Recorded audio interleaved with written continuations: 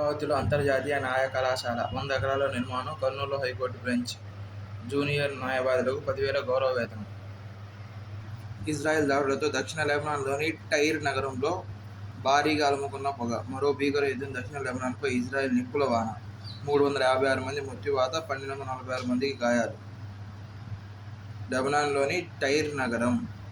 అందాల Riya Miss Universe India. Gujarat రాష్ట్రానికి చెందిన 18 ఏళ్ల Riya Singha Miss Universe India 2024గా టైటిల్ గెలుచుకున్నారు. అంతర్జాతీయ వేదికపై భారత్ తరఫున మిస్ యూనివర్స్ కిరీటం కోసం పోటీపడే అవకాశాన్ని దక్కించుకున్నారు. చిన్నతనంలో పేరు చెప్పడానికి సిగ్గుపడిన ఆమె మోడలింగ్లో రాణించే క్రమంలో తనను తాను ఎలా తీర్చిదిద్దుకున్నారు, కిరీటం అందుకునేందుకు ఎలాంటి కృషి చేశారు.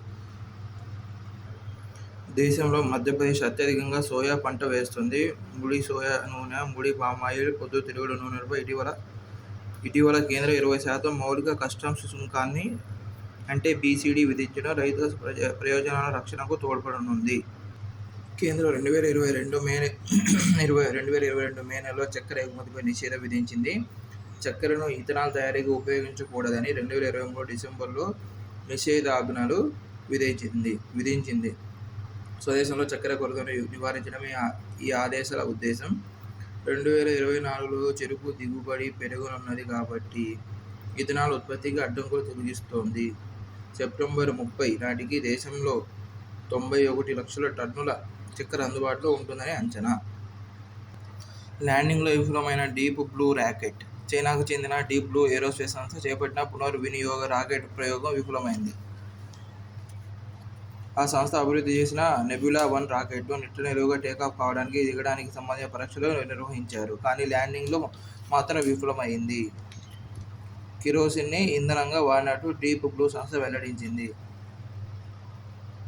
3 వ్యోమగాములు తిరిగొచ్చిన రష్యా వ్యోమనౌక. అంతర్జాతీయ అంతరిక్ష కేంద్రం ఐఎస్ఎస్లో విధులు ముగించుకున్న 3 వ్యోమగాములు రష్యాకు చెందిన సోయుజ్ వ్యోమనౌకలో సోమవారం భూమికి తిరిగొచ్చారు. వీరిలో రష్యాకు చెందిన ఒలెగ్ కొనోర్కెంకో, నికోలాయ్ చెప్, అమెరికా వ్యోమగామి ట్రెసీ డైసన్లు ఉన్నారు.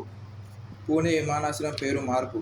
పూణె విమానాశ్రయం పేరును జగద్గురు సంత్ తుకారామ్ మహారాజ్ పూణె అంతర్జాతీయ విమానాశ్రయంగా మారుస్తూ చేసిన ప్రతిపాదనకు మహారాష్ట్ర ప్రభుత్వం ఆమోదం తెలిపింది.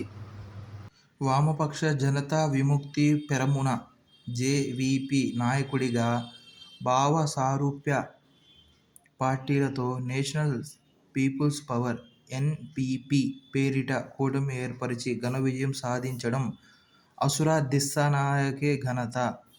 ఇతను నూతనంగా శ్రీలంక అధ్యక్షుడిగా ఎన్నిక. న్యూయార్క్లో ఐక్యరాజ్యసమితి 79వ సర్వసభ్య సమావేశంలో భాగంగా ప్రపంచ భవితపై శిఖరాగ్ర సదస్సులో ప్రధాని ప్రసంగించారు. ఉక్రెయిన్, గాజా యుద్ధాలు, దేశాల నడుమ ఉద్రిక్తతలు, గ్లోబల్ వార్మింగ్, పర్యావరణ మార్పుల వంటి పెను సమస్యల నేపథ్యంలో ఆయన వ్యాఖ్యలు ప్రాధాన్యం సంతరించుకున్నాయి.